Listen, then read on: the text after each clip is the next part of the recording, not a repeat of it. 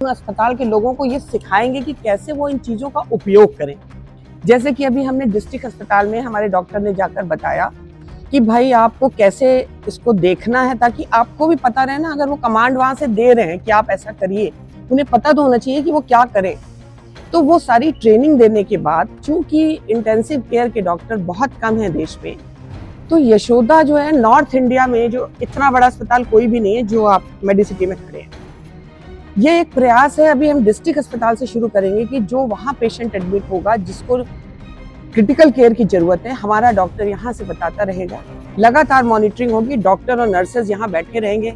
आपने देखा होगा वहाँ बड़े बड़े मॉनिटर लगे हुए हैं जिसमें पेशेंट की एक एक चीज आ रही है, कितना ब्लड प्रेशर है, कितनी उसकी पल्स रेट है। अगर उसको कोई भी प्रॉब्लम होती है, जैसे कि उसकी अगर मान लीजिए ऑक्सीजन कम होती है, तो अलार्म होगा, हमारा डॉक्टर वहाँ पे उन्हें बताएगा, जो डॉक्टर एमएमजी में मौजूद है।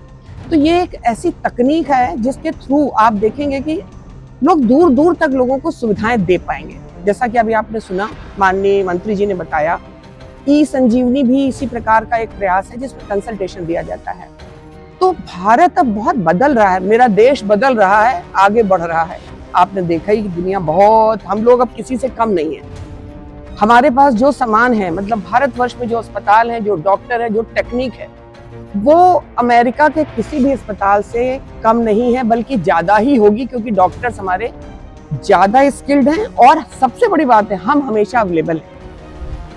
हिंदुस्तान की बेहतरीन सर्विसेज को आगे ले जाने में ये एक महत्वपूर्ण चरण है, जिसके द्वारा हर आदमी को अपने एरिया में ही बैठे बैठे क्रिटिकल केयर का इलाज होगा। बहुत ज्यादा एआई हेल्पफुल है। अभी आपने सुना, माननीय मंत्री जी ने भी बताया कि एक्सरे के थ्रू, मैंने भी अपनी स्पीच में कहा, अब जो एक्सरे होता है या सीटी होता है, वो एआई एनेबल्ड होने की वजह से वो पहले बाद में ही डिटेक्ट कर लेता है कि ये जो पैच है ये टीबी का पैच है, या आने वाले समय में आपको टीबी हो सकता है, या जो आपका ये एक छोटा सा गांठ है ये टीबी का गांठ हो सकता है।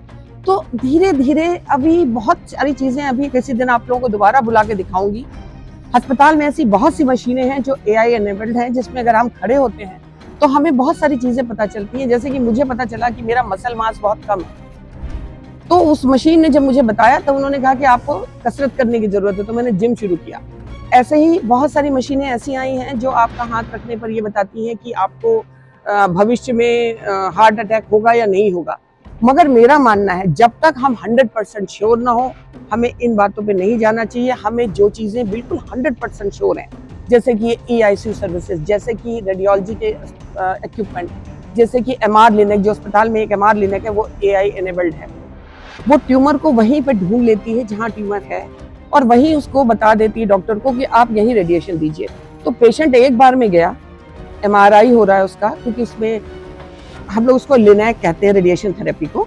उसके अंदर जाने के साथ ही ट्यूमर को साथ के साथ देखने के साथ ही इलाज भी आप हाथ के हाथ करते हैं। तो पेशेंट अपने घर आया, ट्यूमर का इलाज किया, वापस गया। पहला ई संजीवनी यानी टेलीमेडिसिन, ताकि अगर उनको कोई भी बीमारी है तो वो पता चलेगी।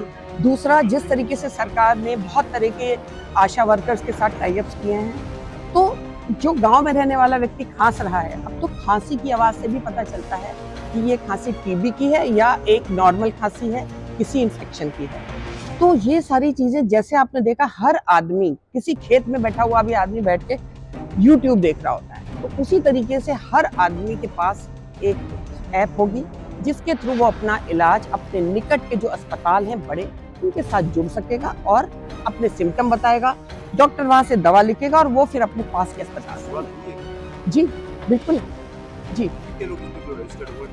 देखिए बहुत सारे, एक मैं यहाँ की ही बात नहीं कर रही, अगर हम इसको बड़े कैनवस पे देखें तो पूरे हिंदुस्तान में ये एक बड़ा मुहिम है जो चल रहा है ऑलरेडी, और यशोदा उसका एक बड़ा हिस्सा है, क्योंकि हम टीबी मुक्त भारत का हिस्सा हमेशा से रहे हैं। और हमारा सेंटर कहलाता है स्टेप सेंटर, जिसका पूरा फुल फॉर्म है systematic TB elimination by private hospital.